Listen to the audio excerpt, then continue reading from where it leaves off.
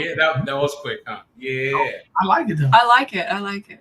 Yeah, not bad for someone threw it together overnight. Hey, there you go. Yeah, Love the logo. That's the story of my life. Throw that Yeah. shit together overnight, baby. Let's go. Right. When it's time to put it together, you just got to put it together. Because if not, you're just making an excuse for yourself.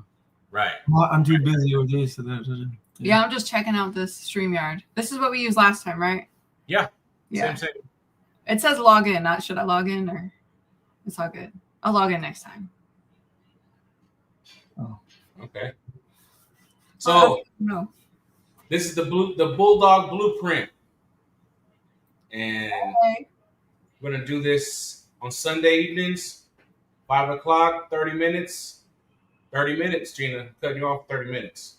6 o'clock Eastern Standard Time. 30 minutes. Good. Good. We got some praying to do afterwards. Yeah, that way we don't go long and then be like, oh, next week don't want to do it because gotta leave it on a high note every time. Yeah. So how y'all doing over there today? Good. Busy. Lazy Yeah. and then busy. Yeah. Busy? Mm-hmm. Bulldog busy? Yeah. Always. Yeah. That's what's up. Yeah, we had some puppies leave this weekend. 2 today, 1 yesterday. Pretty good. Mm-hmm. That's what's up. The heat makes it a little easier around here, to be honest with you. Kind of got to get it done in the morning with them. Oh yeah. Like, you know what I mean? Best to leave them alone. Let them chill out throughout the heat. So mess with them again in the evening. But that's how we was in Texas too. Yeah. All you do is just, I would doing this in the Texas heat, was just turn on the water for the misters. That was it. Yeah. Turn it off. I got misters, but I got to be greedy with them. Got to make sure everything has time to dry back out. Yeah, that was the big thing. Like even in Texas, we had to turn it off at like 8 o'clock at night as the sun was going down. So it still gives you enough time for it to semi-dry out. I'm not looking for it to be bone dry, but it's just not, because you don't want them to get rain, rot, or no crazy stuff like that on their skin. You know what I mean? Right. Yeah, a lot of people had skin problems in Texas because they had pools and dogs staying wet and cool. But it's give and take because you hey MJR, you have a dog that's alive, but also you're it's a trade-off. Yeah, you're combating that, I guess rain rot is what you call it. Yeah. Fungal yeast infections just from staying damp and wet. So it's give and take, but hey, your dog's alive. Yeah. And then I got one of those like a pre-made buildings. That's what I use for Kennel. You know what I mean? And where the runs are underneath, you know what I mean? Like that never actually dries out. We had that same problem there too. Yeah, the dogs aren't in it; they're up off of it. But it's no. It was the same problem I had in Texas. We had a it deck. would be like swampy under there. We had decking. Yeah, I'm doing a deck in the backyard, but I'm damn sure making not the same mistake I did in Texas. I'm gonna put it like maybe 6 inches off the ground, just so it can get that breeze underneath to dry it out. Yeah, because we have boards all the way into the dirt, so we would almost trap the water in, and it kind of get rotten. But we moved. It got really bad. Thinking about putting what up, Joe? Thinking about putting some lime under there or something to. Yeah, we did. You can do what is it called? Crushed granite. It filters pretty good. Yeah, it was pretty easy too. Yeah. I mean, here's the thing though. Oh, there goes your brother. Yeah, you need to log in, bro. There goes bro. So the thing is like this is the shit that I think we need to talk about, stuff like that. There isn't no perfect setup, nowhere. And that's what people have to understand. Either one, find a setup that fits your budget, one, or find one that fits your schedule / your ability. For an example, like if you, like us, we got softball, I work full time, and then we have so many dogs. So you need something that's easy, not really hard, like pea gravel, trying to scoop all the poop through the damn rocks. And pea gravel isn't the worst thing. Yeah, but it's not. But it's not fast. It's not fast. So you just have to find the setup that works for you. Like each one of us. And the thing is everybody wants to chastise it. Listen, I don't give a shit if your dogs are on. I've seen a pallet setup where dogs were, they put a bunch of pallets down and they put the kennels on top. Mm-hmm. It looked amazing. It's just about how you present it to people. I mean, if there's holes in it and where the dog's unchewed through the damn pallets, it's like, okay, bro. Replace it, please. Replace that pallet. Yeah. You know what I mean? It's about presentation. When you go on a first date. Yeah, like when you go on a first date, you don't come out that joint with your pajamas on, yellow shit on the top of your teeth. You know what I mean? Breath smelling like doo-doo. You know what I mean? Look at my nails. So you don't go on a date like that. You know what I mean? So you literally go on a date, your first date, because your customer, think about it. When your customer shows up, that's a first date. They don't know you from a can of paint. So when you show up and you got shit piled in your kennels and you got green dog bowls, you know what I mean? You scheduled the time for that motherfucker to come. Oh, yes. But our customer showed up yesterday and I forgot, like always. So I'm outside making these half-ass videos of that Merle puppy. And I'm out there power walking. And boom, I hear tires rolling. Oh my God. It's Saturday. She didn't even tell me. Oh yeah, he's here. I'm like, all right, let me grab your puppy. Everybody's pretty understanding with me because I do get forgetful. And then I'm like, hey, somebody wants to walk the yard. Yeah. I mean, it's always pretty decent. You know, I mean, we have to be honest with each other. Like if you came to my house, say if I did the chores first thing in the morning, like you said, if I show up at 2:00 in the afternoon, there's going to be a few piles of shit. I mean, it is what it is. Right. But there don't have to be green bowls everywhere. I mean, you live in the heat, so you understand them green bowls happen in 24 hours. Oh yeah. Yeah. Some stuff is happened since you've been there last, and some stuff says you ain't been there in a minute. These bowls, you would swear that we hadn't been there in a minute, but we actually scrub them. Well, the dogs get in them. We have big bowls where the dogs can get in them because of the heat. But when they got that hard hard line around the edge, oh, you ain't been in there. You ain't scrubbed that joint in a few days. Yeah. When I disinfect, I use that Kennel saw. I hit all the bowls with that, spray everything.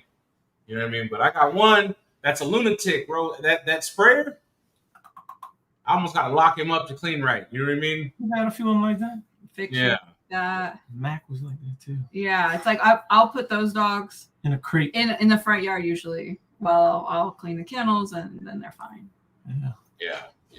And then the other thing I gotta do is I gotta build some shades in the play yard. Yeah, we just made our own the other day. What'd you do? He had made us at some point like a year ago. Was it a year ago we used that or 2 years ago? A big almost Welping box, but like out of solid fencing wood or something. And we had it outside, and then we would move it like, every day or so they'd have fresh grass.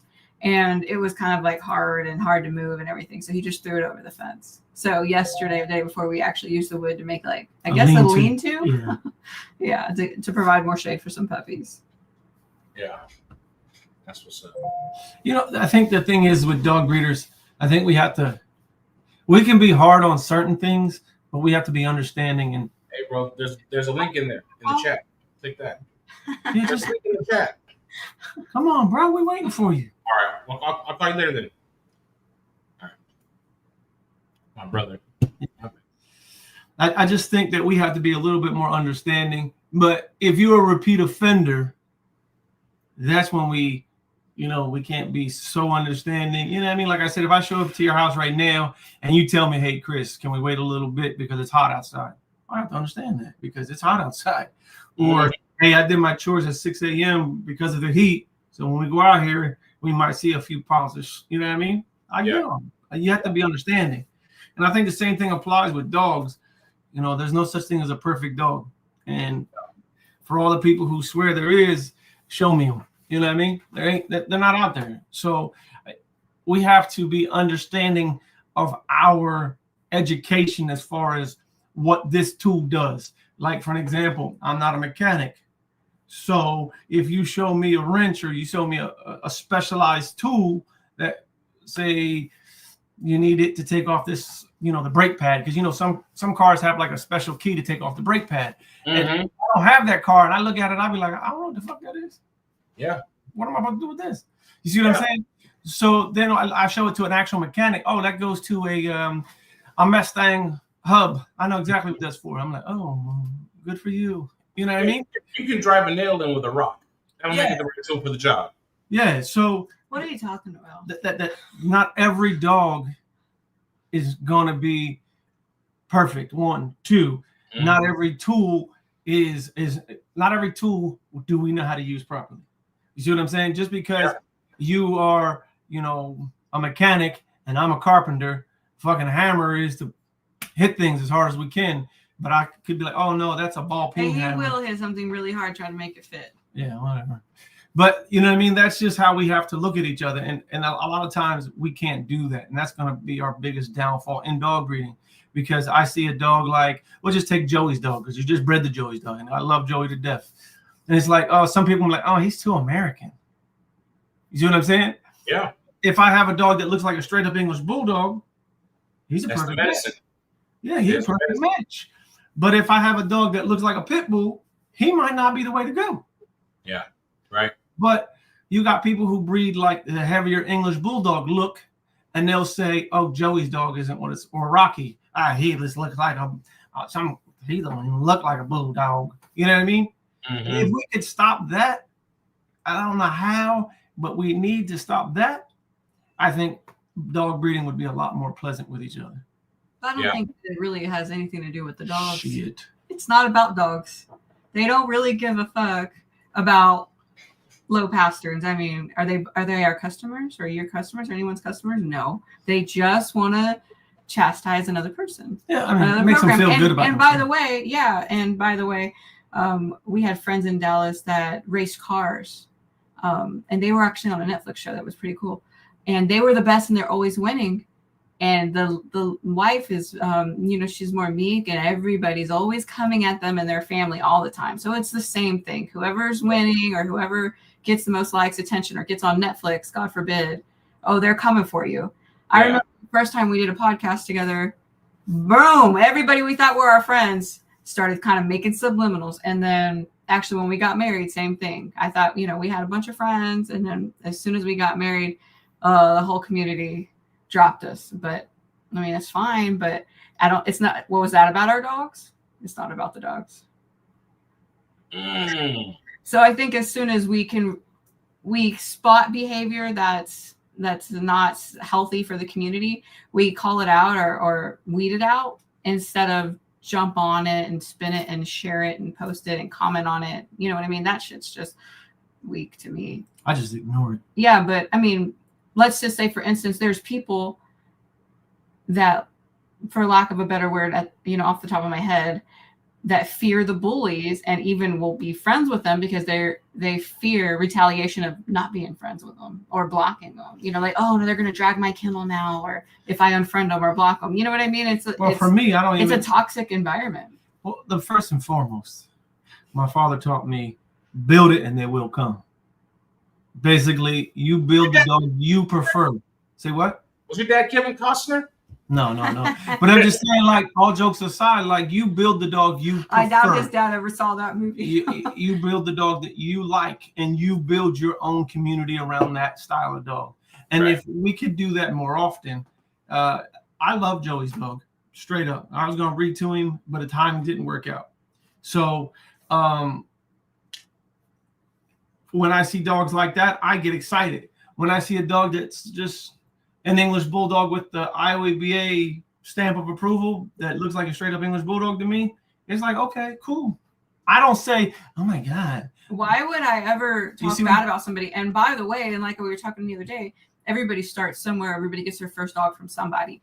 If I shoot this person down, are they ever going to come out again? Are they ever going to come to a show? Are they ever going to post a picture? Are they ever going to breed another dog? Like, who am I to hurt somebody that's trying? Even if they want to breed a dog that is, a pet quality, who am I to not encourage them and then maybe one day advise them? You know what I mean? I think anything other than that is, you shouldn't be a mentor. You shouldn't be talking to people if you can't help them see the light, and if they quit, they quit. And for, obviously most people do quit after a while, but you have to encourage them instead of jump them, I have a good friend, and I'm not going to say her name, but she had been breeding oldies for 7 years by the time she and I started talking. And she said she was scared to ever post her dogs. She never posted her dogs because she was scared of whatever. She saw everybody just tearing everybody apart, and it sucks. The thing we got to all remember is, and this is going to sound backwards coming from this source, but like the internet's not a real place. You know what I mean? We're all real people, whatever, right? 100%. But give me my address. Stop by. Come see me. You know what I mean? That's the best explanation. That's truly the best explanation because, like you said, the internet's not a real place. Yeah, it's not. I don't think you got to explain it any further. Like, if you live inside this little screen, right? I'm sorry for you. You know what I mean? Yeah. I remember one time I was talking to my sister. She's my little sister, but she's very what's up, Eric? She's could give two damns about dogs, you know, and she's a little bit, what do you say, hoity-toity? Oh, yeah. She was at the show though, she helped us a lot, but she was at the Beast, and she's like, you know, anyway, she was popular, all that, and I'm not saying I wasn't, I just think I was nicer to everybody. Anyway, I just started complaining to her about, oh, everybody's talking about me about this, and she's like, hold on, if you're gonna bring up anything that has to do with dogs and dog people, don't do it. Just stop right there, you know. And it's like and so now every time I think about something, I'm like, what would Ashley say? She'd say, shut the fuck up, you know. So I try to just let stuff go. Yeah. I tell her basically what you tell her. Like, it's the internet, bro. Half of the people who have the biggest mouth, I don't ever see them, and we'll never see them. But here's the thing: like, I come from, I guess we probably all come from a culture of respect, and you know, you treat people the way you want to be treated. So when I am mistreated, I guess, or talked about behind my back, I can't believe it. You know what I mean? I'm like, oh, it's on, you know. But I have to remember, you know, they're saying these things subliminally or behind my back. Or, even if you say it directly to me, you did it for attention, honestly. Because if I have a problem with you, I'm going to call you. I don't need to say it for clicks. I don't need to do it for attention. I don't need to do it for the drama. I've had issues with other breeders, and you've never seen it anywhere on Facebook. Never. Not on your part. Yeah. I call them, you know, like I'll tell you, you know, I don't have any shame. Tony's a good man, and we good friends. We had an issue, but you guys didn't know it because we handled it like men. We talked it out like, yo, blah, blah, blah, blah. Nah. Blah, blah, blah. You know what I mean? And we Gucci. Like, we cool. You know what I mean? And it was never had to be, oh, Tony's this or Chris is that. Like, come on, man. Like, we fucking grown. We're not in 6th grade. Grown-ass men and women. If I don't parents and grandparents. Like, if I don't like a dog, I don't have to feel like, this is the best way I've ever said it. Some of y'all got ugly ass kids, but I don't think those kids is ugly. Y'all kids are like, mom. Motherfucker's lazy eye. You know what I mean? One eye, you got blue eye, one blue this way and one blue that way. You know what I mean? And I don't say, oh, god damn, you kid ugly. But you feel the need to tell somebody they dog ugly for what? Attention. That's all you did it for. That's just like, it's like donating to a cause and then telling everybody you donated it to it. Did you really donate it because you wanted to donate, or did you donate because you wanted to, oh, look at me? You see what I'm saying? I think so too. I definitely think we are doper than American bullies in a way because we sell to pet homes and they have zero pet market. So yes, they sell stud services and dogs and puppies for a lot of money here and there, but we consistently sell puppies to families. So I really think that we are a very strong breed. Agreed. And we can be even better in time. And it just comes down to, for me, it just comes down to the bickering. We look dumb. We really do. You know what I mean? I think all communities do that. Well, they do, but, you know, our community's pretty small compared to like Doberman Pinschers or to Rottweilers or however you want to say it.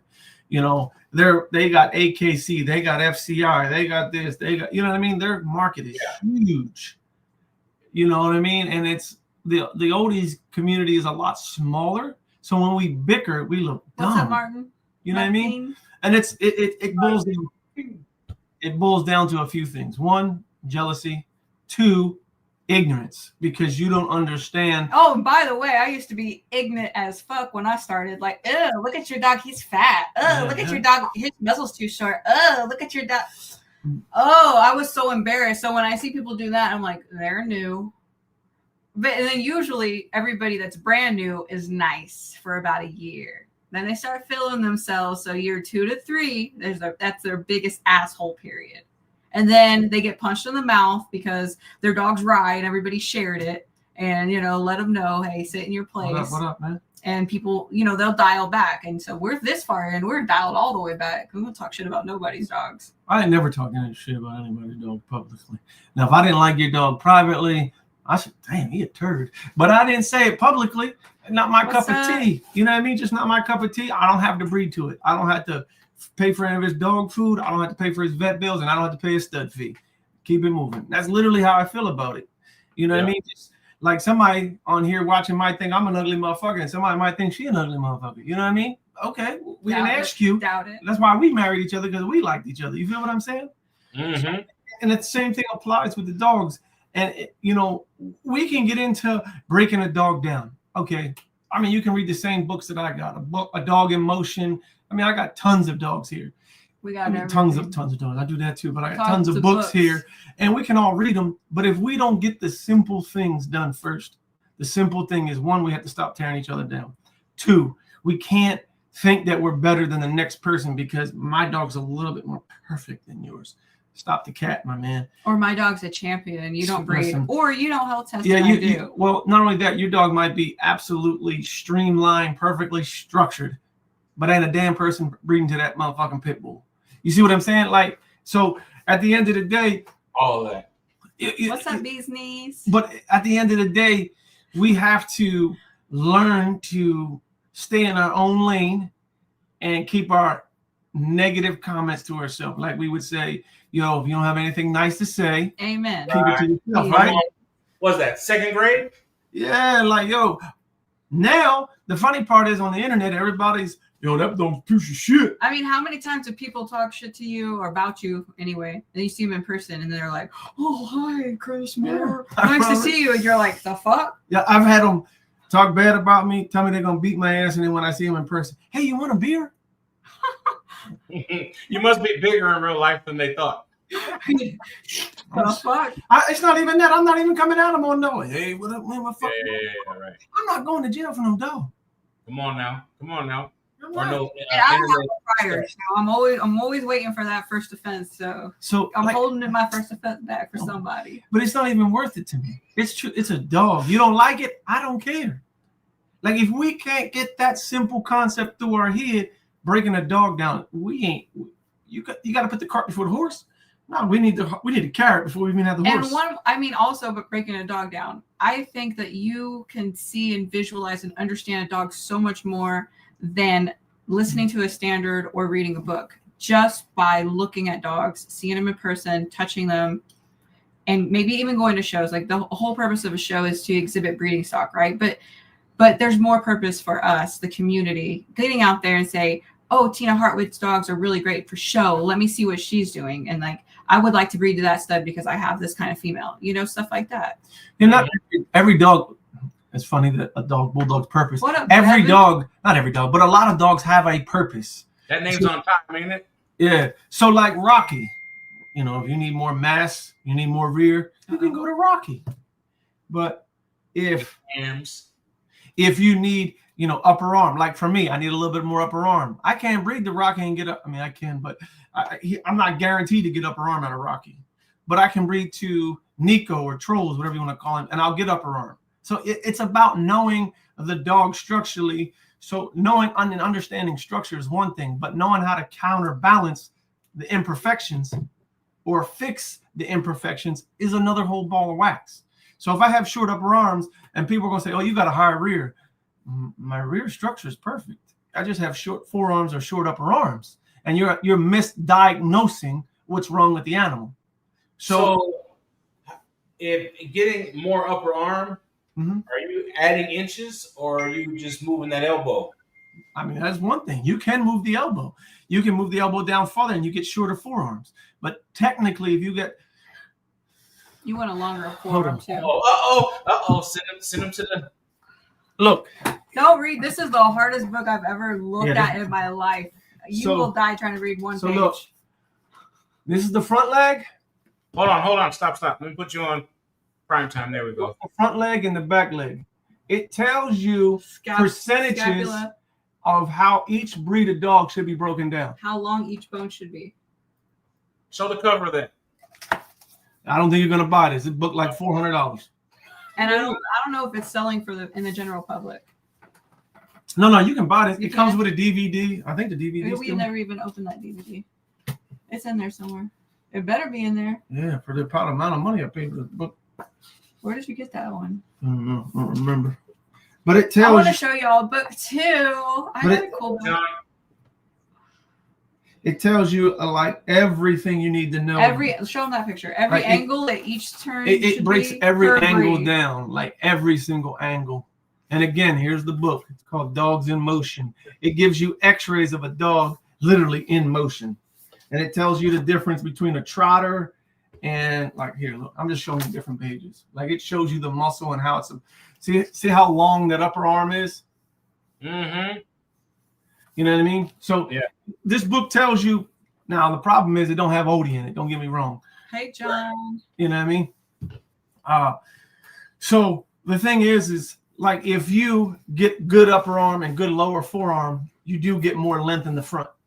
So now your rear, you have a better top line. So yeah, your ass goes down. You know what I mean? Because a lot of times bulldogs, they're designed to be, a little bit more blown out in the front so they can hunch like this. Yeah. They're not designed to do this. Dogs that do this, they're very steep. You know what I mean?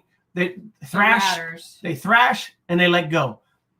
Left, right, thrash and let go. Where a bulldog or a Dachshund, the best example I can give people outside of bulldogs is a Dachshund and a rat terrier. A rat terrier is a thrasher. That's what I just said. Thrasher versus a huncher. Because hey Dad, that ain't my kid. No, that's not a picture of him. I don't know what that is, but no. Oh, but that's your kid? So you have Dachshund, so you understand. They have a bulldog front. Hey, so does a Pekingese. Yeah. Oh my God, I want to share something about my Pekingese. Guess what? What? Get out of Look. here. Oh, yeah. It's Dogs in Motion. I'll send you a picture. Yeah. My It's Pekingese, expensive, guess though. what? Completely unrelated. Both of them are like this. One's on each different side though. They're both rye. Wow. So we're about to put them in, we're going to euthanize them, just get them out of the program. my daughter would kill you. I know, it's ridiculous. I always want to post something. Oh, I'm about to put this dog out of their misery. Look at their teeth. But if you can understand how to properly identify something, you know what I mean? Like a lot of times, so if you say your dog has good upper arm, good lower arm, right? You might have short thigh, a short upper thigh. You know what I mean? Or super straight in the stifles, and then you do look like you have an even, straight top line, but that's not right because you have no load bearing in the back. You know what I mean? Yeah. I mean, identifying the problem sometimes is only half the battle. Knowing how to fix it is the other half of the battle. And, by looking at... Is it a situation where seeing it makes the answer almost obvious? No. You have to see it for like 20 years and you're like, well, not that some of them are obvious. Don't get me wrong. Some of them are very obvious. Well, the thing about dog shows, here's what I was taught the dog show was all about. Jamie Sweet, one of my, she's a really good friend of mine. What up, Doug? She told me one day, man, I'm green as the damn thing behind me, right? So she says, hey, Chris, I know you like bulldogs, but when you see a good bulldog, you'll understand type better. I'm like, all right, whatever. Just like everybody. I love my dogs. I got bully fucking dogs. You know what I mean? And then I go and I get a dog named Jack that she produced. Actually, I bought another one first, but he was too aggressive, so I took him back. All right. Anyway, so I go and get Jack, and I'm like, oh, maybe I don't have nice dogs at home. It was like night and day, bro. It's almost like saying, somebody that was raised in like Samoan culture, right? Samoan women are fucking huge. I know you've seen them, right? I was at the you're crazy. I was at the airport the other day. Shorty was like 6'5". Brolic as fuck. Brolic. Shock put like. Charles Barkley said the women in San Antonio are big too. Oh, I don't know. But Shut the fuck up. so I'm at the airport, and I'm like, You're like, she's gonna beat my ass. but if she lived her entire life in her own little bubble with her family and her community, she's just probably average. She probably petite. Y'all are Yeah, making you her see what feel I'm all saying? big. But then you take her and you put her in Dallas, she's a behemoth. You know what I mean? She's like, God dang, I need to eat my Wheaties. You see what I'm saying? So when you see dogs, you understand dogs better. Seeing the same dogs that you own is one thing. But then when 30 minutes. When you go to another dog, we can do the first one for 1 hour no, special. we can be quicker. Like I'll be almost. So when you go to dog shows, We love churros. it's about seeing dogs' potential. Like when I took Rocky last year, or whatever year I won with Rocky, I swear to you, she'll tell you I did not. I even said it publicly somewhere. I am not taking Rocky to win. I am taking Rocky to show people the potential that my breed has. Yeah. That was it. Where it can go. I was literally hoping that Bodie won. What up, Bobby? All my eggs were in the basket with Bodie. Like, all jokes aside, I did not think that he was going to beat Bodie. I bullshit y'all know. And I was like, oh, okay, I'll take it. You know what I mean? We were like, oh, fuck. And I knew I was going to hear it from Casey. As soon as that dog won, I was like, she's gonna I don't think they took enough pictures because they were like, her and Preston were on the sideline. Preston was the handler. Dog shows were designed for us to be able to, one, evaluate breed stock. Yes. Two, it was there so we can have like a measuring stick. Like, oh, I can push it further. It is physically possible. You know what I mean? Oh, my dogs are straight in the stifles because look at the way those knees are bending. You know what I mean? And you don't see it when it's your dog in your house, in your own home, and you love them and you post videos and everybody's like, oh my God, amazing dogs. Everybody loved my first oldie. That I bought for $700 on Craigslist. But I went to an IOEBA show and John told me, oh, her muzzle too long. I was crushed. I'll never forget that. Is that it? Mr. Rio Bravo IOEBA told me, that ain't it. What I see, but she was ripped, and we would run a long time in the Texas heat. I was like, damn, and she could jump really high. Anyway, people loved her. So in my head on the Facebook, I thought she was the shit. I took her to a show, and they're like, nah, ho, that ain't the one. She's like a pit bull. I will say though, my first. Hey, that's the nerve, huh? That's the nerve right there between you two.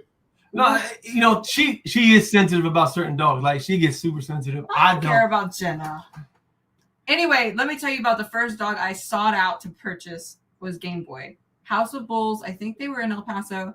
They had a dog named Game Boy. And I think Janae Archer got the pick that I wanted, which was all white with blue fawn spots. So the dog I got was maybe full fawn.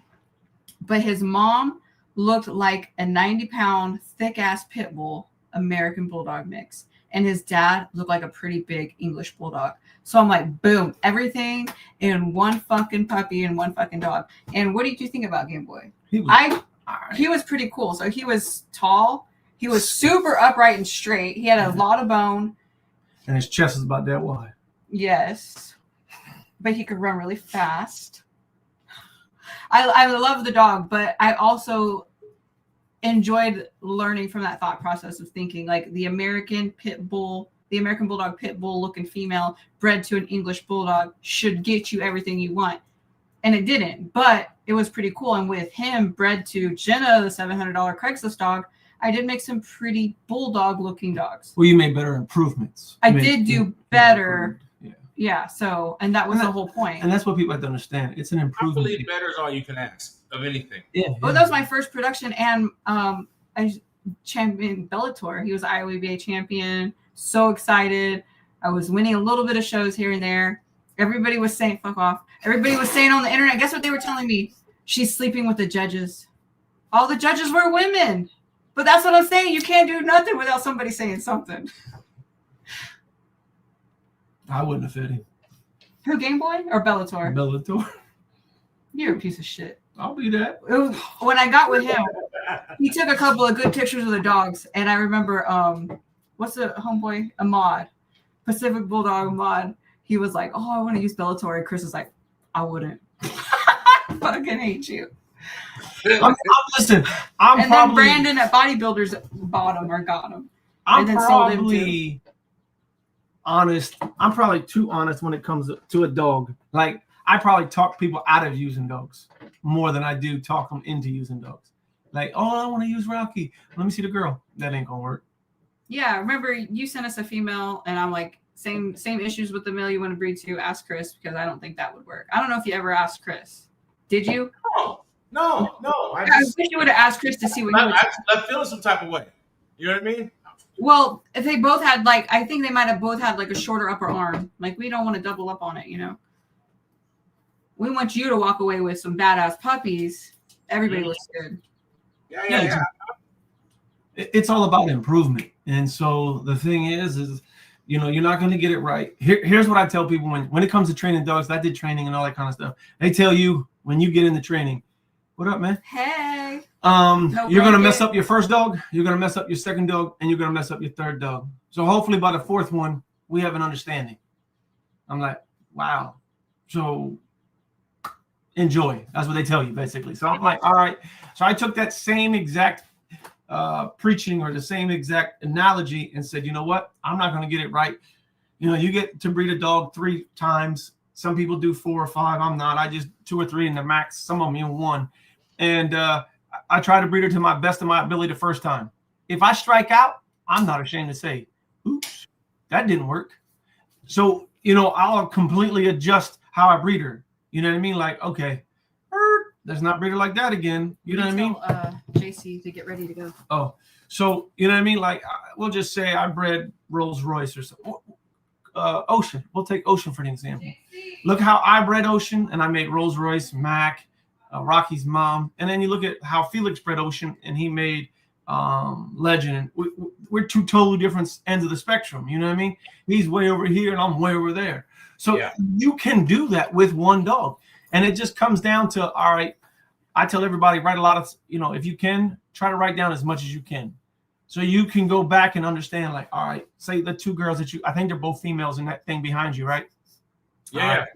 Let me breed the Blue Tribe one. I think she might be a little short in the upper arm. I'm just giving you an example. All right, so I'm going to breed her to a dog who has a little bit more upper arm, like, say, Eeyore or something like that.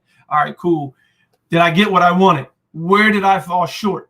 As a collective. All right, so collectively, I can tell you I bred the Eeyore like 4 or 5 times. Collectively, he's going to throw you bone. Collectively, he's going to throw you your first angle, damn near on the money. Which is the croup set. Yeah. So, and he's going to throw you good upper arm. Now, is he going to throw you the most bulldoggy head that I've ever seen? I don't know, because I bred him different than most people. You see what I'm saying? I didn't breed him to an English bulldog. I bred him to an American / oldie mix. You know what I mean? So you have to understand when you're breeding dogs, it is like an algorithm almost. You know, at 2 o'clock, this is better than at 6 o'clock. So, and if people would just take that as a grain of salt and understand that, like, collectively, dogs do produce certain things. Like, collectively, Rocky can do what? I can get you an ass. He can throw asses. Out of all the litters I've had off of him, only 2 dogs have not had rears. So it's like, okay, that's good odds if I'm only getting 2 dogs with not good rears. You know what I mean? No muscle like him.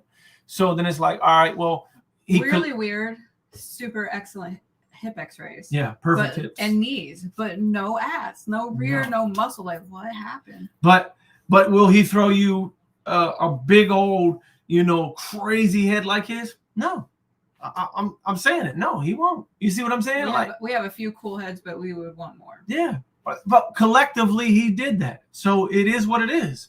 So now it's like, all right, how do I adjust? How do I navigate this situation? And it's, you know, when people ask me, is there a recipe? My recipe is framework times mass. And that's it. Depending on the framework you want and the definition of your definition of mass. I mean, we'll just take look at you and say, Felix, if I ask both of you guys, hey, what is a massive animal to you? We're going to get 2 totally different descriptions. Yeah. You know what I mean? And it's not a shot at him or a shot at you, because it is a subjective term. Mm-hmm. You know what I mean? Yeah. Subjectively, he's like 135 pounds soaking wet with a rock in his pocket. So for him, you know, 75 pound dogs. That's a lot of dog to him. If I ask you, hey, what's a lot of dog? Shit. Tell him about the dog we got back yesterday. What about him? How they said, this guy's a nightmare. Yeah, he said he was a nightmare. It's a Rocky's son. Oh, he's a nightmare. I ain't had a problem with him since he met him. He was a sweetie. He's maybe one, not even one. And he's just all puppy, but they were like, oh my God. Because at first they said he was aggressive, and I'm like, aggressive? I mean, he was a big old, I don't understand it. And then, he jumps on people. Literally like any bulldog, but he's not even that big. So yeah, I'm not like when we tell him no. But all right. So I used to have a Corso, right? And when I got him with the mindset this dude's gonna grow up to be a monster. So some games I'm just never gonna play with him from day one, right? Jumping up on people was one of them. Like we just never did it, right? And it works. Like if you nip that stuff before you don't let it develop, it'll work. And then I slipped up with these bulldogs, man, and I kind of just let them. I let them get comfortable. You know what I mean? And there's a difference between a 130-pound animal and a 75, 85-pound animal. That's a big difference, man. Oh yeah. I mean that's a huge difference. That's like somebody who weighs 250 pounds versus somebody 150 pounds. Yeah. That's a big difference. Literally he can put his front paws up on your shoulders. I mean, he's eye to eye, cuz you know what I mean? Yeah. You know, bulldog. All you gotta do is stand up and push, and basically the threat's over. Yeah, they'll fall over. Or correct them. He was like, well, we told him no. They wouldn't correct them. It was just what it is. We should have known better, but whatever. Like I said, we have retiring females. If you want a female that that's really laid back and chill and won't jump, we got you. Yeah, I love my pet people, but sometimes they're a little too petty. A little bit, Just that's the game we play, though. Yeah. It comes with the territory. That's our job. I kind of straightened mine out. They're like, that's our son, whatever. I said, I have a son, and I don't feed him on a bowl from the floor. That's what I don't do. And they just look at me like, you know what I mean? Yeah. You love them, treat them well, whatever, but it's not human. Yeah. You know what I mean? You got to everybody that like you're humanizing an animal. Yeah. And I get the one, you got all those dogs out in kennels. I'll bring Ocean in right now. I'll let him walk around the house. He don't want to be in here. Yeah. He want to be outside in the kennel. Bring Rolls Royce in. Now that's a nightmare. Dude, bro. Hell no. Take him to a dog show and lay in it. You go to a dog show and I bring Rolls Royce, I literally have to have him on a leash with me. Then he'll lay down. If he's in a crate, he's screaming the whole time. The whole time. And his bark rumbles like the whole place, like it's just because he's in the crate. He don't want to be in the crate. He doesn't want to be locked up. Yeah. He doesn't this is not what he wants. He wants to be in his 10 Where by Rocky 10. Doesn't want to be out of the crate. He don't like the dog show. He just put me up. So, he don't want to be around a bunch of people. He don't like he loves people, don't get me wrong, but that commotion, that ain't his scene. Yeah. He a homebody. Yeah, it's not like I said, when we went, it's not a natural environment for a dog, like a dog, because it definitely takes getting used to. Bob was cool, right? No problems. He was a little riled up when we got there. It was new. He settled in. Everything was good in his crate. And this pocket bully walks by and he's pissing on crates of other dogs. I don't know if Bob saw it or smelled it or what, but as soon as he got near Bob's crate, Bob almost busted that crate. I'm like, good boy, Bob. Good boy, Bob. See, someone was just telling us today that they're oldie. When another bully walked by too close, it was on. Like when I go to the dog show, dog was pissing on crates. He was being a jerk. You know what I mean? Yeah. Like when I took Rocky, Bodie's probably the only male that's cool with another male being that damn close. You're so you know what I mean? Like, hey, boy, let me lick your butt. You know what I mean? Nah, Rocky's, you get too close to Rocky, you get close to Ocean, you get close to Rolls Royce, probably couldn't care less.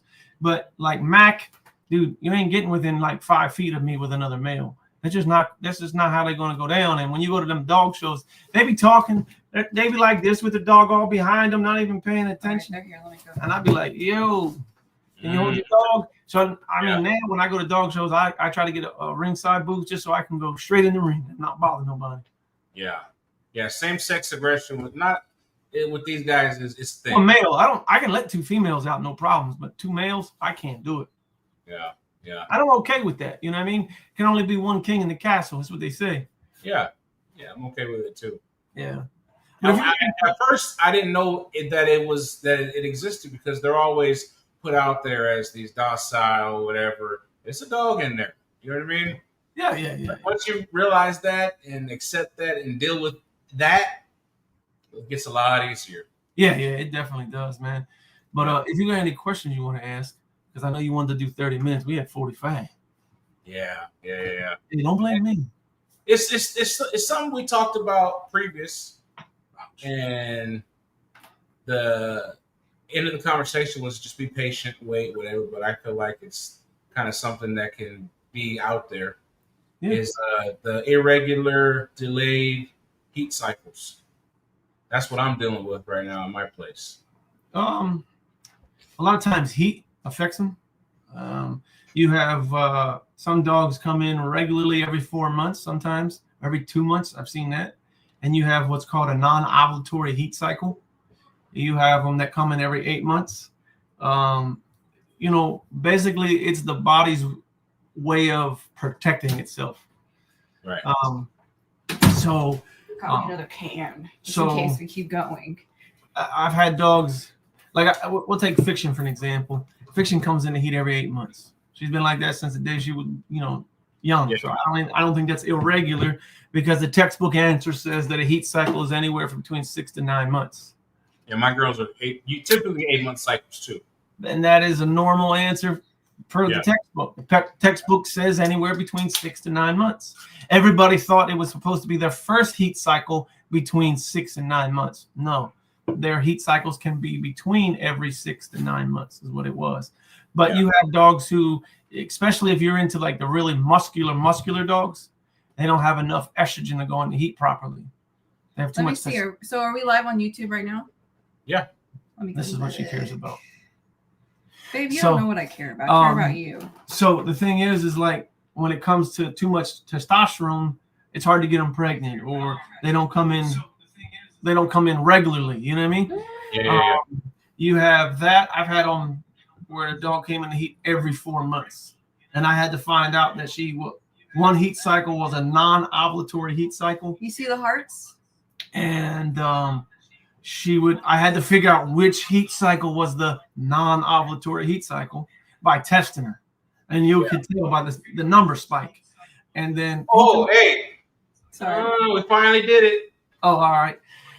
Hell yeah. Oh, you but got see, even them, I like them tests. I have one right here next to us too. And I feel like sometimes those tests, like the boxes, you'll get a good box and you'll get a bad box sometimes. I feel like that. I'm not saying all the time. I think he just blames the box. Okay. I guess it depends. It depends on where you buy them from. I get them straight from Wanfo, so I don't know. But you don't get him a guy's groovy grab bag? Say what? You don't get him a guy's groovy grab bag? No, they come. I order them from somebody and he ships them straight to me from Wanfo. Yeah.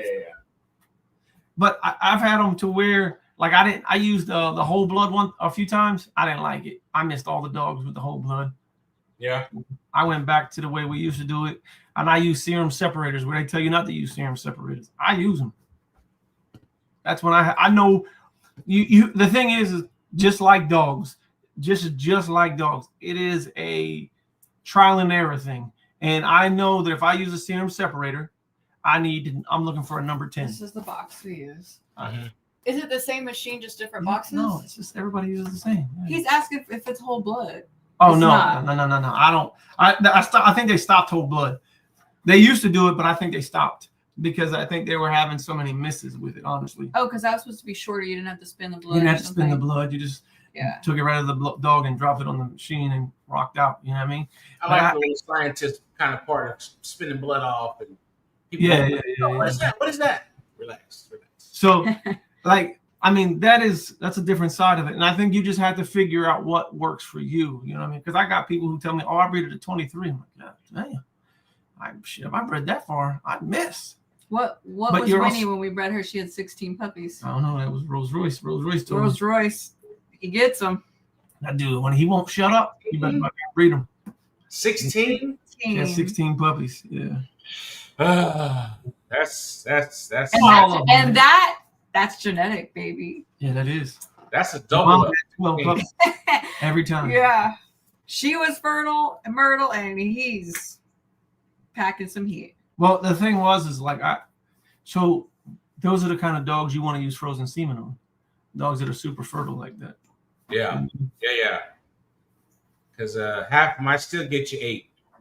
Yeah. Hey, 8's great. Yeah, we use frozen semen twice. 8's a full run. Yeah. 8's great. We did- It's a lot still. It's We still did a frozen lot. semen 2 times. One had 12 and one had 8.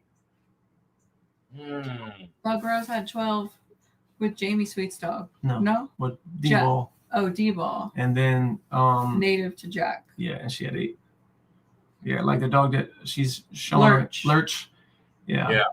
Hey, that's a crazy looking dog. That little short one. She's coming. No, she's to the beast and she's driving. Maybe That dog looked like a bat, like a. I thought Janae was picking her up and driving with her or something like Oh, I that. don't know. I know you picked up a bag of concrete before. Yeah. You know how it's like? It's only 50 pounds, but I swear it's the heaviest thing in the world because Yeah. it's Well, it's 80 pounds. That's why. They're not 50 pounds. They're 80 pounds. Okay, even 80 pounds. I'm saying it's like the heaviest 80 pounds ever. Yeah. He's a That's dense what puppy, it's man. like. But he's not like, I don't think she'll bring him because that's Mike's dog. That's his pet. That's his Mike, baby. her husband. That's his roll dog. Like he takes him to work with him every day. So I doubt she'd be able to bring him. Yeah. It's nice to go to a show without a dog too. Yeah. And just relax. Yeah, I'm That's decided. I'm decided. You're gonna feel so naked if you come to the beast and everybody's in there with their oldie and you don't have one. But okay, here's my deal. It's so far away, and Unless like, you're gonna get one while you're here. I mean, there's always that.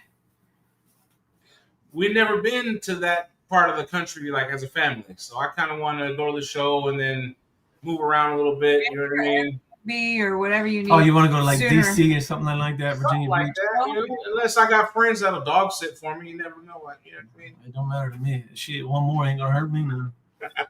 Right. I had a guy buy a dog this weekend and then came back and he was like, "Hey, we're going on a cruise."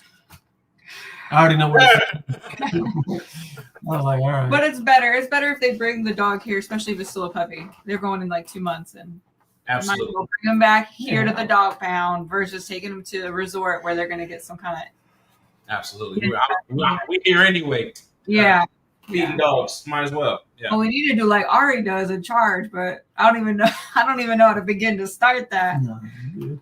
But back to the heat cycle. I mean, there's too many variables for me to give you a definite answer. That's the problem. It's just like dog breeding.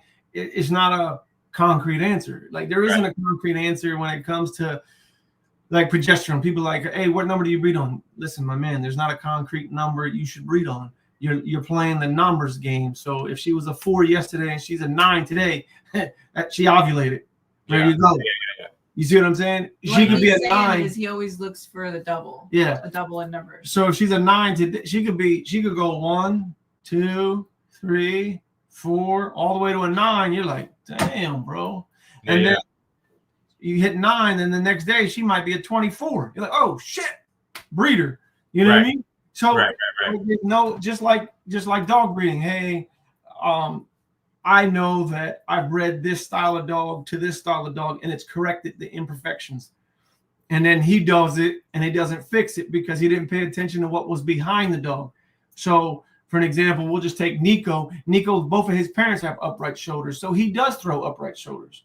But if his mom had short forearms or short upper arms, and I used him to correct my upper arm, I'm going to get 75% of dogs with short forearms or short upper arms because mom has short forearm or short upper arm, and then his grandmom or his mom or his dad had short, one of the two. And so it's going to make it short again. You know what I mean? Yeah. So, you know what I mean? There's too many variables. And the same thing with with cycles. You have to, it's a case-by-case basis. That's why, like a vet, I'm good friends with 2 vets, and I'll call them. They tell me the same thing. Well, I can give you best case scenario. I can give you textbook answer because I don't know the dog and I don't know the actual problem because I'm not physically seeing the animal. So it's all the same answer. And it just PG 600. I'll tell you this. I personally would never use PG 600. I know I worked at a vet's office for 7 years, and I've seen hundreds of people use it. I've only seen one physical puppy born from using PG 600. There's another one. It's called. I'll get you the name. Wait, but also PG 600 messes up all the heat cycles after that. Yes.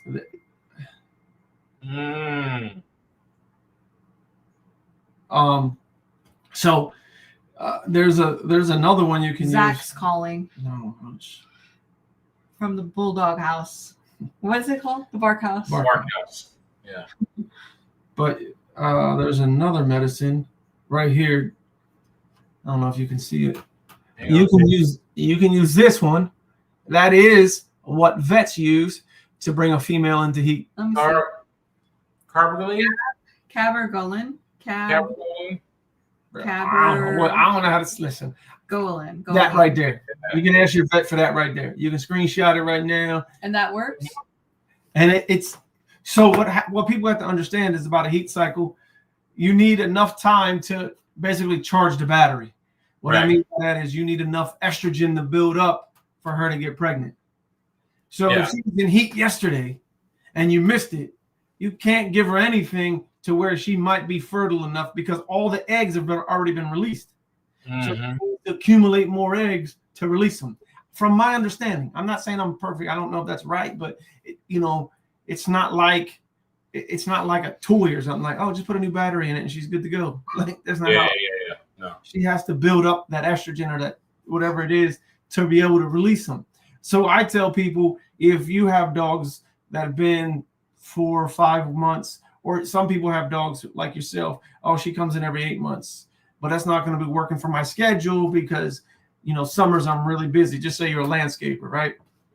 I'm really busy in the summertime and I need her to have these puppies when she's at 6 months versus 8 months. Well, you can probably give her the Ganabarella, whatever she's called, and it will work properly. You see what I'm saying? A dog who was just in heat yesterday and we're trying to bring her back in. I think I do want spaghetti. So that's the thing. A lot of times people use medicine like that because they missed it and they want it to work. Well, that's not how that stuff works. Scientifically, it doesn't work that way. Yeah.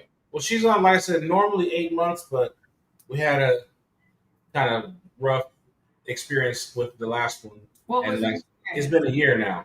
What was the experience? She busted her stitches. Had to get okay. up and all that. It was just kind of an ordeal. She was more active, and that's what could have happened, or do you think it was a surgical failure? Oh, she was trying to jump on the couch. Yeah. Previous, she had 10 puppies, so she was with her puppies. You know what I mean? Getting the life sucked out of her. That time, she had 1 puppy, so she was trying to do the puppy thing and then go around the house with everybody else. Yeah. If she busted her, that's basically trauma. So she could take longer to come back in the heat. I mean, the body is, it's way of protecting itself. So do you think like in his situation, in situations like that, where it's been this long, we need her to get pregnant, what protocol should you start a dog on? That medicine I just showed you, it is not an instant medicine. Yes. I mean, to bring a mare in the heat, you use Ludolase, because I don't know if people know this. This is crazy what I want to tell you. So my vet that I worked for, he actually helped design the process of this. So they take female A horse and they impregnate her, and then they get what's a surrogate female, and they bring her in the heat with Ludolase. Shorty be sweating like a $5 hooker in church, boy. Sure, this horse be sweating, twitching the whole time for like 24 hours, and they bring her in the heat so she can carry the other. Yeah. Yes, and then they flush it out of the first horse. It's called an embryo flush. It's the craziest shit I've ever seen. And you don't even see it. Like literally, they put this little. It looks like a funnel with a tube, and they just jam it in there, and it has like this weird little mesh that catches the embryo. It literally looks like a bubble, an actual bubble that just didn't pop. And then they take that and then they put it in the other mare. I've watched the process. Craziest, but pretty crazy. That's what they do. They can bring mares in the heat. They use Ludolase. Ludolase is an abortion drug for us. And I did have a dog come home from a C-section. Well, post C-section, her surgical failure, her stitches were coming out. and we thought that maybe she still had some stuff in Oh there. no, we didn't. The reproductive specialist vet was on the phone with our I vet. think it was a bit of delays. I think it was a bit of both because, like we talked about last time, they stitched it different. Yeah. They didn't. Well, there's a few layers, so all you There's see 5 is layers. the outside. There's 5 layers. Yeah. So, but even then, like with ours, the lady was like, "Oh, we're gonna send her home with Ludelase." So yeah, I argued with the vet. I even called my vet on the phone. I was like, "Yo, this dumbass is trying to send the dog home with Ludelase." He's like, "Why?" He said she has a palio, but she just had a C-section yesterday. I think that's physical. I mean, we just had the uterus open yesterday. Palio doesn't. But she was discharged, so we thought that maybe there was like pieces of something still inside her uterus that was causing an infection. They discharged Funky for a There was while. tissue coming out of her vagina. Tissues. It was not normal. So I don't know if it was just not good. Yeah. Anyways, the dog was not doing great. It was a whelp. You know, we were on the phone. I took with her back breeder, to the vet, and I said, "Listen." and they were like, "We could spay her right now." But the owner didn't want me to spay her. Yeah, I mean, it was like, this is a breeding dog, you know, that would defeat the purpose. And I'm Yeah. willing to learn with this vet and the reproductive specialist and try to see what happens. And we woke up the next morning, Easter Sunday. Don't even say it. Everything hanging out. And I've never seen anything like that before. She was eating that joint. Oh my God. You're fucking disgusting. Yeah, so we woke up early to hide Easter eggs, and that's what we were dealing with. Yeah, there wasn't no putting that back in, baby. Man. Yeah, she was not good. So since we're on the subject, when you're going to be retiring a female, would you ever spay her during the C-section? All right, so there is a few answers to this. Answer 1. Some people are going to tell you no because it could. I would always say no. It could Before. cause milk production to decrease. That is what a lot of people, that's what we've been taught in our community. You know Also, what I mean? excessive blood loss at one time. It's really hard for the mom to recover and nurse puppies. It's really hard on her. That's a lot of blood loss. All right. So when I was at a different vet, they did what's called an ovarian spay. Not every vet will do one, though. Ovary sparing spay. Oh, I'm sorry that I said it the wrong way. It makes sense to say Okay. ovary spay. They left the ovaries. They just took out the uterus. Yes. So we had no problems, and I would do them constantly. I love doing A lot of vets don't do them, though. But yeah, a lot of vets won't do them. So they keep their hormones and keep acting like a lady. They just don't go into heat. Yeah. Okay. I prefer them. They can still get a pyo in the horns where the ovaries kind of connect. In that little spot where they, I guess they cut off the uterus and they leave like these tunnels or these tubules, there can be like a little infection there, which is still a pyo considered. So if your dog starts to act super sick or lethargic, like you got to go get those ovaries out. The difference is hormone. So basically, the dog still has the hormone to produce milk. That's basically Produce milk, and when women get and regulate her moods, right? hysterectomy, it just changes everything. Yeah, like she said, when a woman gets a hysterectomy, some of them grow a little money. Yeah. Yeah, it just changes everything. Like if you completely spay a female, they kind of gain weight. Their joints are different. You're an idiot. I do get a little bit of tan here. It looks like I always have a mustache. But you know what I mean? Well, that's why we would do it. And recently we have used a vet here in Emporia. I really like her for C-sections. Really nice. She does a really good job surgically. And I almost have to beg her, like, just spay. Yeah, every time I go now, like, spay her. I've been I'm spaying a lot of these dogs out. I've been adopting a lot of dogs out lately. So for me, business wise, I know this is gonna sound fucked up, but I mean, I'm gonna try to be as transparent as I can on this podcast for you. Business wise, I'm already paying a surgical pack. I'm already paying for the anesthesia. I'm already paying for you to suture this dog all the way up. Literally, it takes you 4 more seconds to put a clamp here, cut it off, and suture. You know what I mean? Let's be done with it. Let's not have this problem again, or let's not have any more puppies. And then when I'm done, I don't have to trust the fact that when I adopt the dog out that they're going to spay it, or now I have to take the dog to the vet and pay $500 for a spay. Yeah, another anesthesia. Yeah. I'm But just the risky part is, think about it. The uterus is engorged with blood. It's oxygenating those puppies. and it is full versus when they're not in heat or anything, it has very little blood, right?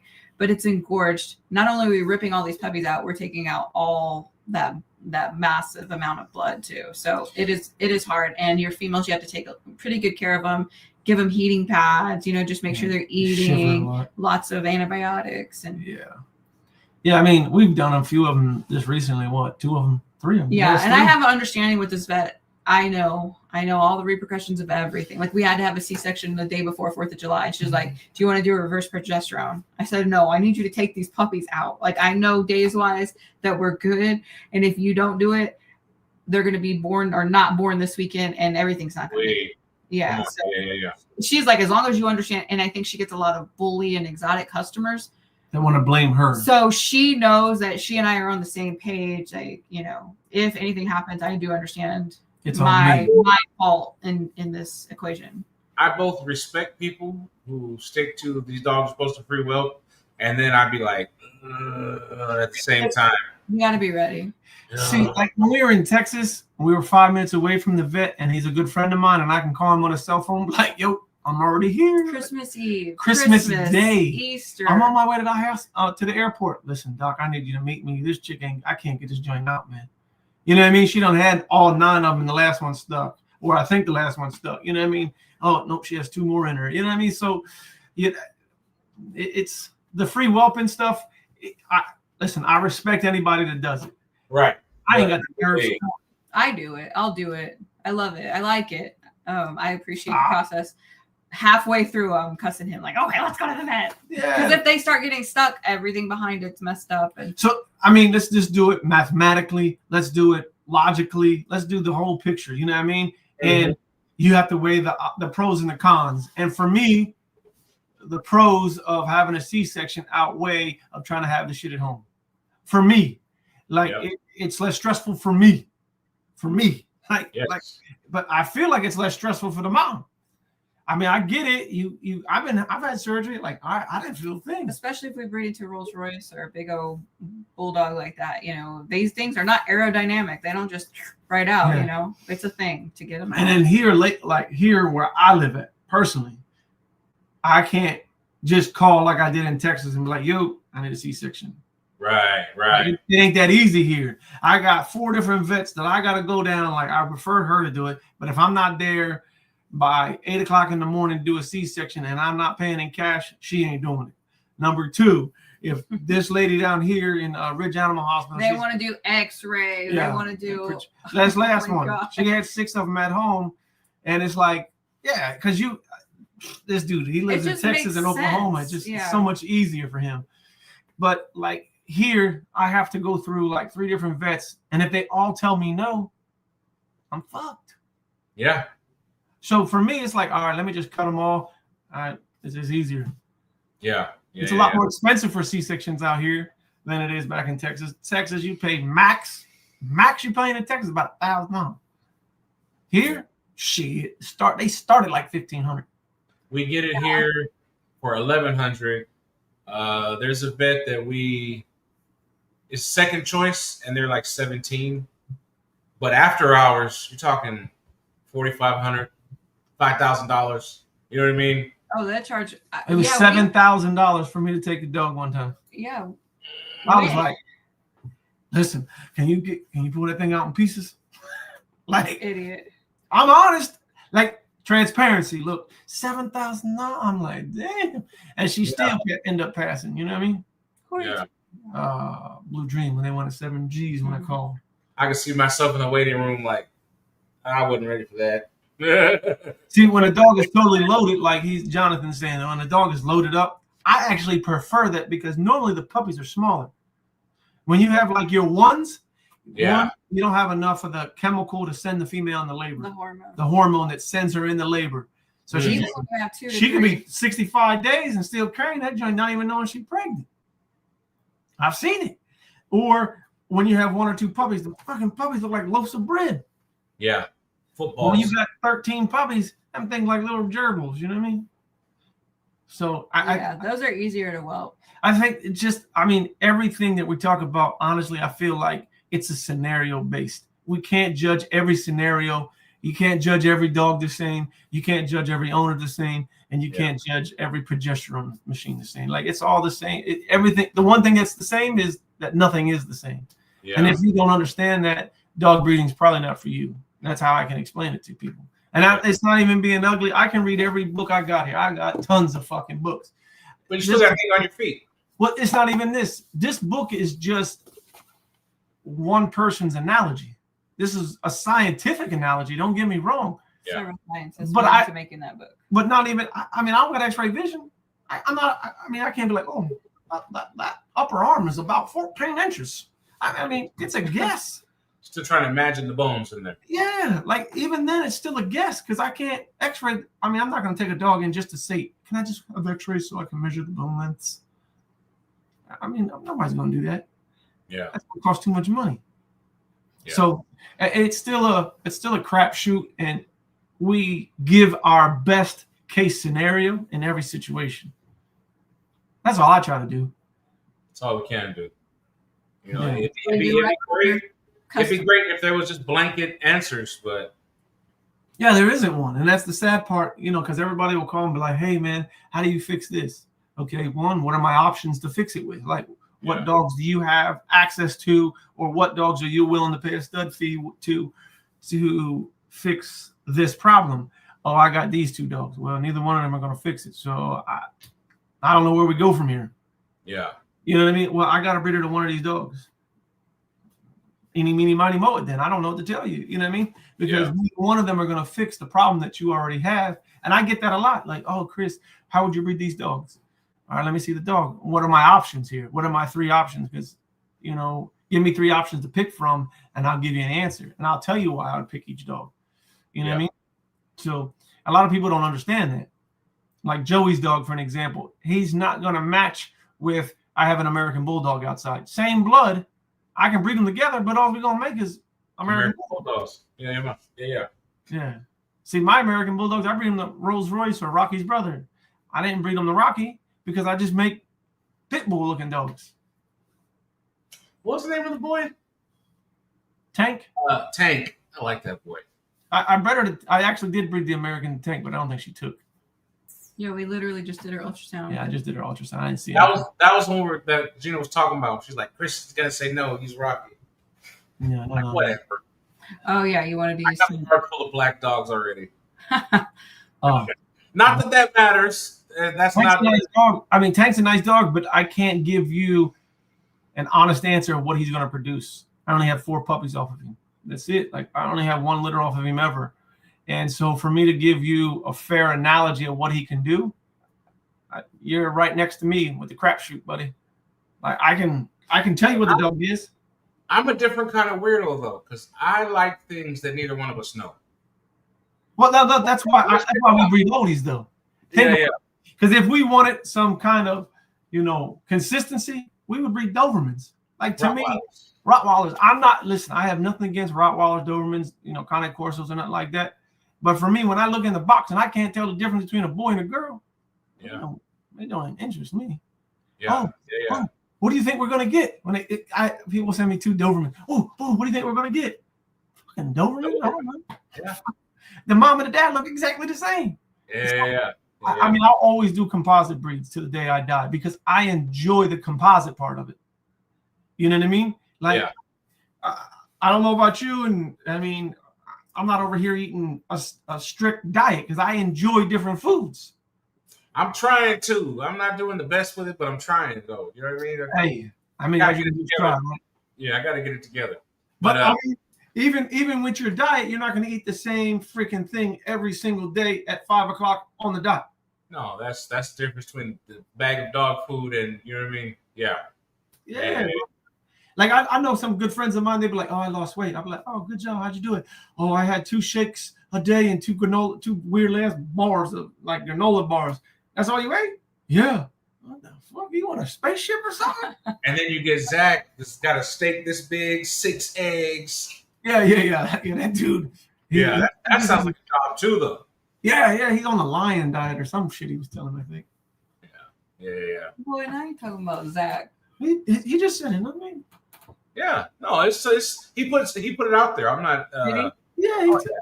Yeah. I'm not He only eats steak, steak and like eggs, and eggs or something like that. What about Steak. cheese? no. He eats steaks, eggs, and bacon. I think is really all he or beef. It's beef, bacon, and I think he does beef bacon at that too, and eggs. That's all he really eats. Beef bacon. Yeah. Yeah. I didn't know there was beef bacon until he told me. And if you want to make money, breed Yorkies. Dachshunds. You could sell them for the same amount of money and they eat like $5 worth of food. You know what I'm saying? Versus $100 a day. Hey, if it was just about the money, I would just breed dachshunds to be done with it. Yeah. 1 Really? million%. You breed something that They're little dogs. They don't eat a lot. You can have a bunch of them. $2,000 a puppy. Boom. 8 weeks, they're all gone. It's not the crazy whatever, but it's wash, rinse, and repeat. That's Have good dogs, good business. money for the big dogs. Huh?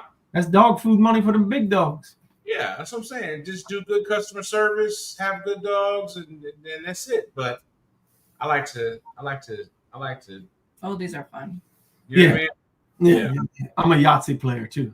Hey, let's see what we get. Yahtzee. Ah, fuck me. I got. That's the best part of whelping. That's actually why I like the natural whelping first. Prefer it over C-section because it's like one at a time. Like, oh yeah. C-section, you're like, boom, thrill's gone. You know. That's true. With the dachshunds, we're like, it was black and tan. Oh, but it's Merle. Like, oh, you know what I mean? Like, exactly. Yeah. So I get it. But I'm saying with the bulldogs, and I just, I'd rather just less stressful for you. Mitigate the risk as much as I can, and you know what I mean. Go on from there. See what happens. I mean, people can say, "Oh, Chris, that's wrong." I mean, oh well, show me a better way. Show me your way. You know what I mean? Oh, breed a dog that can give natural birth. Listen, I have seen, Dobermans come in the fucking clinic with a puppy stuck, hanging out. We can't even pull it out. We have to push it back in and pull it through the damn canal. Yeah. And then I could be wrong too, but because of the size of the dachshunds, even puppy stuck is still right there. Bulldog's a little bigger. I got big hands. I can't get it. You know what I mean? Like, that sucker might be out of reach. But I mean, I don't know. I just feel like honesty and transparency will take you further. And yes. Then, you know what I mean? I don't have a perfect dog here. And if anybody thinks that they have a perfect dog, we don't have anything to talk about because you're already perfect. I mean, that's how I look about it. I mean, I'm not even trying to be ugly to them. You're perfect. You don't need me. You got to figure it out. Yeah. I mean, I read a lot of books, and even like, bro, I'm gonna lie to you not. This book right here, I felt like I was reading. I felt like I could only read on a third grade educational level after reading this book. I was like, what in the hell is these people talking about? It was really hard for me to understand. And I had to read it in sections. Like, all right. Look. Yeah, it's a hard book. I've read some hard books, and that thing is probably the hardest. Bro, I promise you, I felt like I didn't understand dogs at all. Look at mine. So, and the people, I've always had people ask me, oh, my main man. What's up, man? No, you good. So the one thing is I've had people ask me, hey, why don't you write a book on how to breed dogs? Because exactly what we talked about, there isn't no actual science to this shit. Because if I write it down and you follow my directions and you get it wrong, you're going to blame me. You're outside your door with the torch and pitchfork. Yeah, like, oh, I tried Chris's method and it didn't work. Yeah. I tried the Chris Moore technique. What up, bro? What's happening? How you guys doing? Hey. Where you at? I'm at work, dude. I'm getting in trouble. Watch. Hey, that's hey, it's bulldogging. That's how you know. Yeah. Got to pay the bill, man. Yeah, how's Mo doing? I don't know. I think tomorrow's go day. I'm pretty sure. Yeah? Yeah. Make it to one more night. One more night. Gosh. What was it? Did you take a temperature? Negative. Did she eat? A little bit. Did you give her something special though?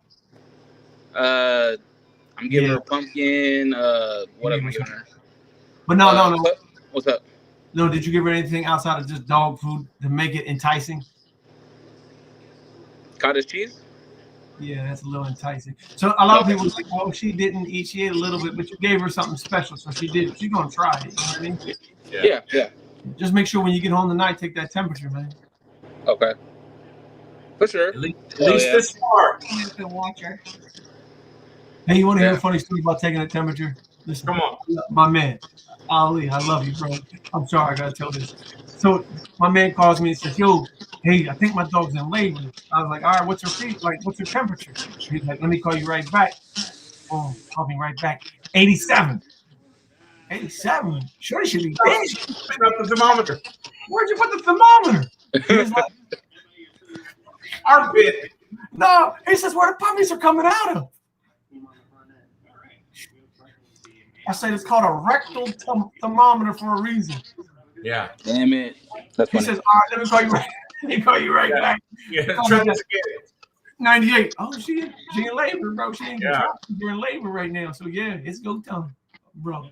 So I'm telling you, I've heard some funny shit. Yeah. I've heard of guys putting oil in the truck that it wasn't full because they couldn't see it. Like, look at the top of the engine block.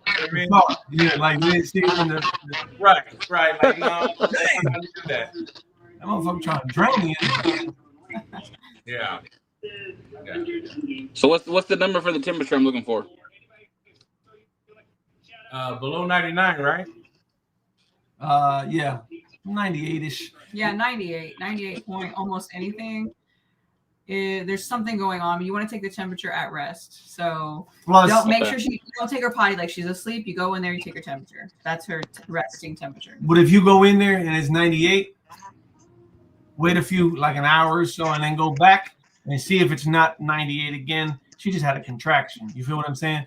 But if say you go back and it's like 100, that was just a contraction. She was in, she's just having contractions. But if you go back and she's still in 98, she's in active labor more than likely because shivering. Yeah, nesting. It can be. My dogs don't really shiver too much. I ain't never seen too many dogs shiver, but I've seen nesting, panting, they're restless. They just like they can't get comfortable. You know what I mean? They're on edge. Yeah. You'll see if you watch them. Some of them I've seen dogs get up and act like they're taking a piss. That's how they contract. It's usually after they're already pushing and having puppies. They will stand up sometimes after. But I'm just saying I've seen it though. I've seen dogs. They almost like they're trying to think shit. You know what I mean? And nothing's coming out. Discharge. Your mucus plug will pop. Yeah, but stay awake tonight or be near her. Yeah, I would definitely keep an eye on her tonight. Yeah, so you can help her when those puppies are born. Yeah. She's wide all offside. Huh? She's wide all offside. Let's get close. Another thing is they start peeing and pooping like diarrhea. They kind of like clean out the insides. Like that black diarrhea, and they look like Snuffleupagus back there. That thing get kind of big and loose. But you can almost tell. I always can tell that it's in their eyes. When their eyes they look like distressed almost or sad. I'm like, oh, she's gonna have puppies today. What'd you say about the discharge? What? Like clear. Oh my God. You can. So your discharge is all right. So here's the one thing I always tell anybody: green means go. If you get a green discharge, take your ass to the damn vet. Because if you see or get it out, or get it out. Like green means go. That means a sac popped. Yeah. Clear water. So if it's clear water, like it's probably a sac popping. You got to get that puppy out. It's a mucus plug, like it's a mucusy like loogie. It's like a loogie. It's like, going to be clear. that day probably. It's really, it's like really watery lube. Like Ghostbusters just slimed her ass or something. You know what I mean? The other thing is Nickelodeon slime back in the day. Oh yeah. The other thing was bright red, you're dead. So always remember, if it's bright red, take that dog to the vet. If it's a lot of bleeding, then she probably has a uterine tear. Yeah, I've seen them bright red. You're a lot of people gets like concerned with like clots. It's dark blood. You're good. When that joint's like bright fucking red and it's coming out pretty good, like a trickle, like a constant active bleed. Yeah, you need to take her to the vet. Like more than likely, she has a tear somewhere. Or maybe the puppy is, ruptured. I can't answer the question, because it's a case by case scenario. You know what I mean? Yeah. I just gotta make it through the night, man. I'm nervous now. Now I'm nervous. No, you good. Any other? Yeah, I've been chilling all day. That's what I always do. Oh, one more night of sleep, and then they start having puppies. Ugh. If you have a really good vet and they have a really good sonogram machine, once the heartbeats, I want to tell you, once the heartbeats drop, they are ready to come out. But I'm not 100% sure. I don't have to look up the answer. So when they're ready to be born, their heart rates, the puppy's heart rates drop. Yeah, the normal heart rate is about 200 beats per minute. When they're about like 100, closer to 100 something, they can be in distress. You know, the mom's trying to deliver, but they're not coming. Those are all reasons that you'll be at the vet if you already know their heart rate. But here, I got a cheat sheet, bro. I ain't better than anybody else. Hold on, prime time. There you go. I got a cheat sheet for everybody. I don't know how good this shit gonna be. Oh, I bought this whole vet cheat sheet book. I think I have it downloaded on the computer. I don't know how I can get it to not look with the. I still gotta get that 5-minute vet exam book that you were showing before. Here, I'll send it.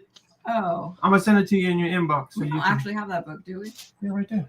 Hey, I did finally give me one of these too. Say what? What? Oh, I'm not even on the screen. What'd you say? House Casa? Said I did finally get me one of these too. Let's see it. Oh yeah, plums.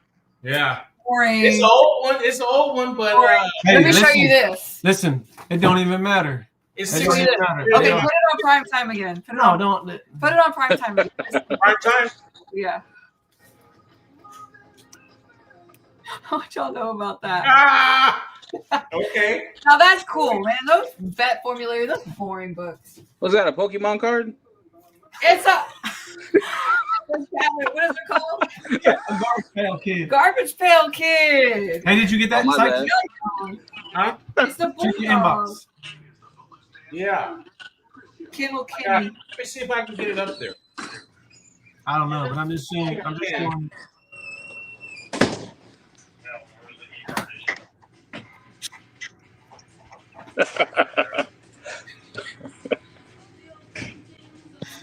Hang on. I'm working. It's working.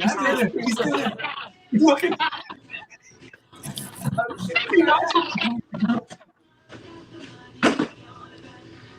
Don't mess with me. Oh. Got it. You don't need to come back again.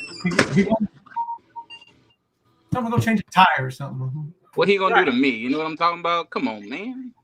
Bring it. Yeah. You ever look around at work and be like, man, everybody left here is retarded. I ain't sure I'm in no danger. That's when the All the people are sent home already. uh, All right, here we go. Let me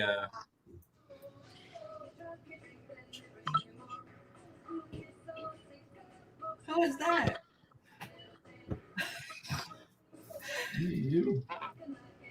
All right, here we go. We got it.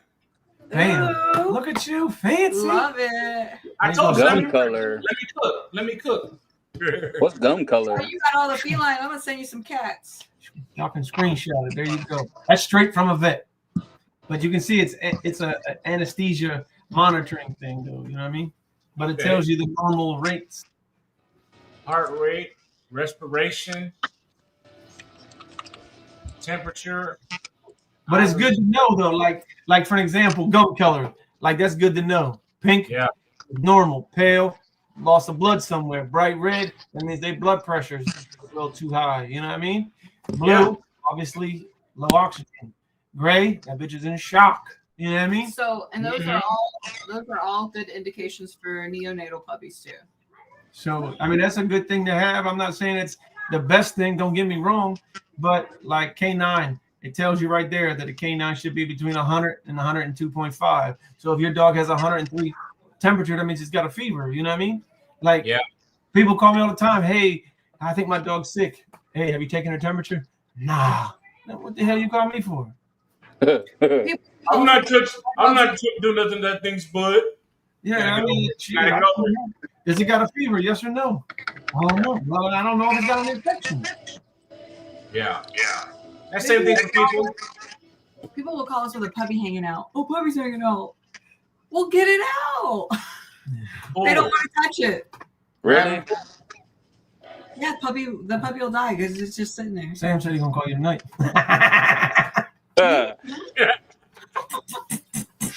Work never. Nah, you're good, Sam. You good. You got this. Oh, If no. anything, it'd be me calling because I'll be he's like, hey, bro, get over here. You know what I mean? Oh, she at your house? No, I'm saying he'd be like, bro, get over here. I'm Oh, all right. walking in like, where's my phone? Yeah, you need to be over there anyway, man. Nah, we'll be all right. She's gonna make it to the morning. Hey, Got an appointment anyways. She wasn't restless today, right? I haven't seen her since early this morning. Oh, He's at She work. owns at the house though. She's good. I would know by now. She's good. She's not alone though. There's good until about 2 a.m. Even then you can. Don't say that. No. Even then, if she's like going into labor at 2 o'clock in the morning, she'll make it. Just tie her feet together, right? No, stop. Yeah. Hold her upside down. Like, I mean, even if she goes in, don't listen. I'll just decide. You can tell my man a little nervous. He's like, yo, don't be fucking with me. Yeah.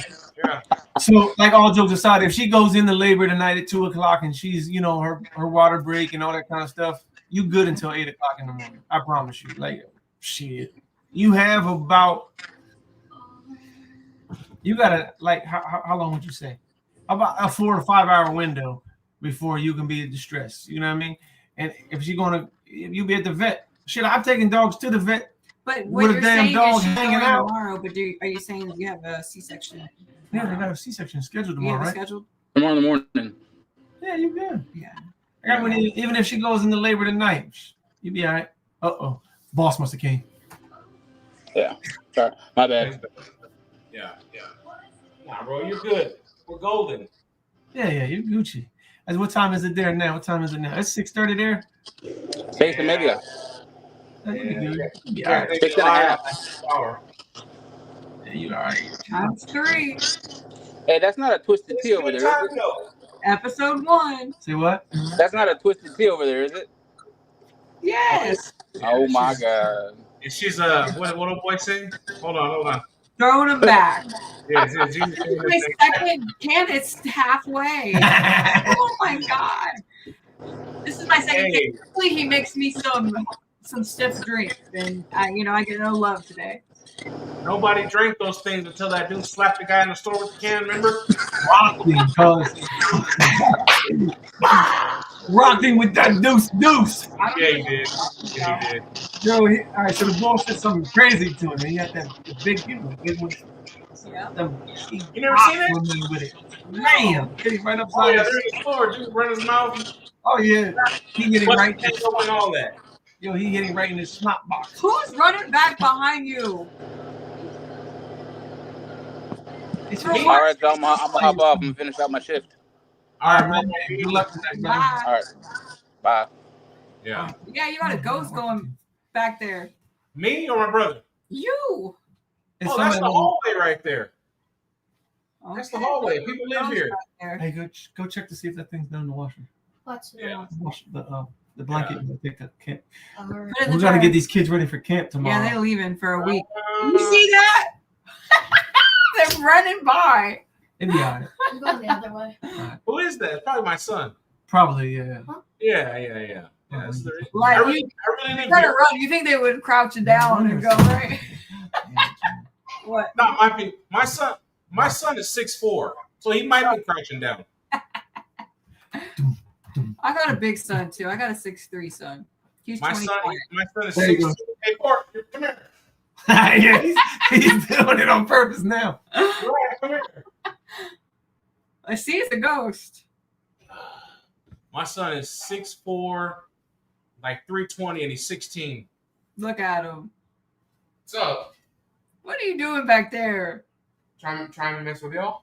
See? I'm like, y'all got a ghost back there.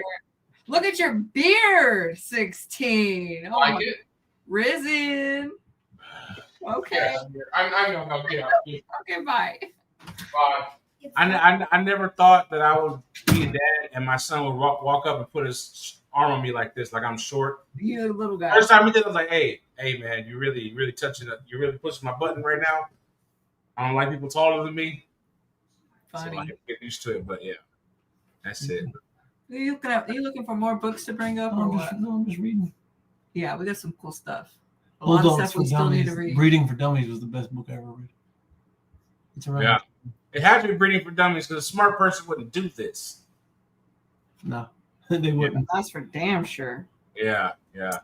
All right, I'm gonna let y'all go. Yes, sir. Bye. See you Sunday. I want to end on a high note, and we're gonna do this again next week. It's a good time. I appreciate it. See My man. you next Sunday. All right, y'all be easy. You too. I don't know how to end it. So He gotta